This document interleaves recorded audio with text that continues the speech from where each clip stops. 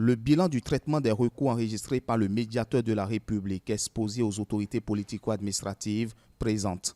Selon le directeur des recours, le bilan du traitement des réclamations de l'année 2022 se décline en 12 points. La nature des plaintes, les recours relevant du champ de compétences et de non-compétences, les médiations non réussies, les médiations réussies, quelques cas de recours traités, mais surtout les leçons tirées du traitement de ces réclamations. Il en ressort que les réclamations reçues et traitées par le médiateur de la République au cours de l'année 2022 portent essentiellement sur la gestion de la carrière des agents de l'État, anomalie dans la parution des agents contractuels de droit public de l'État, la reconstitution de carrière des agents de l'État. Nous avons souhaité qu'il soit procédé à l'allègement des procédures de délivrance des documents administratifs par les ambassades et consulats du Bénin au profit des Béninois de l'extérieur. Parce que nous avons reçu des recours de nos compatriotes vivant à l'extérieur. Et en 2022 également, le médiateur de la République et deux de ses collaborateurs sont rendus, par exemple en France. Ils ont rencontré la diaspora et avec qui on a échangé. Et il y a eu beaucoup de plaintes concernant la gestion administrative des documents des Béninois de l'extérieur. Donc, on a souhaité que le ministère des Affaires étrangères reprenne en main ces dossiers-là, surtout que nous n'avons plus aujourd'hui beaucoup d'ambassades ouvertes à l'extérieur. En 2022, l'institution du médiateur de la République a reçu moins de réclamations, 697 contre 759 en 2021, soit une régression de 8,16%.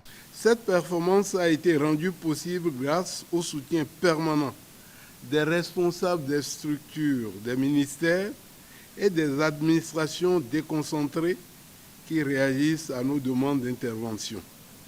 Qu'il en soit ici remercié. Cependant, de l'ensemble des réclamations traitées en 2022 montrent que les difficultés demeurent en matière de maîtrise des procédures et des tests réglementaires dans l'administration publique due à la bonne appropriation des réformes en cours. La dernière recommandation pertinente à relever, c'est de procéder au dédommagement des personnes ayant gagné des procès contre l'État ou ayant fait des transactions à l'amiable avec l'État.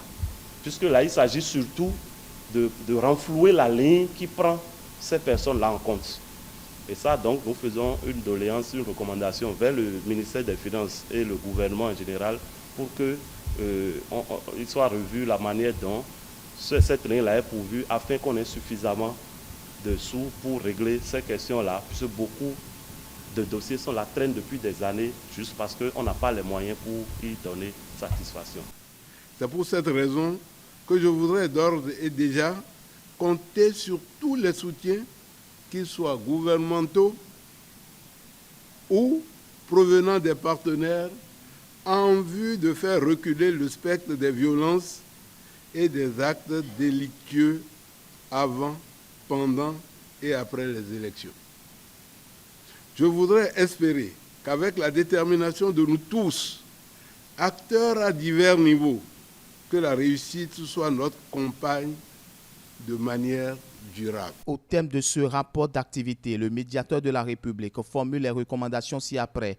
Procéder à une meilleure vulgarisation de la méthode FIFO à l'endroit des agents de l'État, FIFO qui signifie littéralement que les premières entrées sont les premières sorties. Prendre en charge les ministères agro-effectifs pour un meilleur transfert de compétences dans la production des actes relatifs à la gestion des carrières. Procéder au dédommagement des personnes ayant gagné des procès contre l'État ou ayant fait des transactions à l'amiable avec l'État béninois.